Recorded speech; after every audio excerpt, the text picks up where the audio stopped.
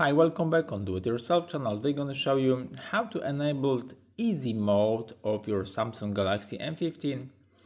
This easy mode is a good mode for old persons which use this phone. So go to display with the settings, scroll down and search for the easy mode.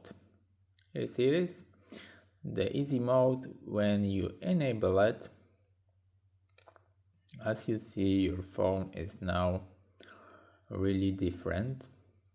Yep, and as you see, everything is much bigger and easier.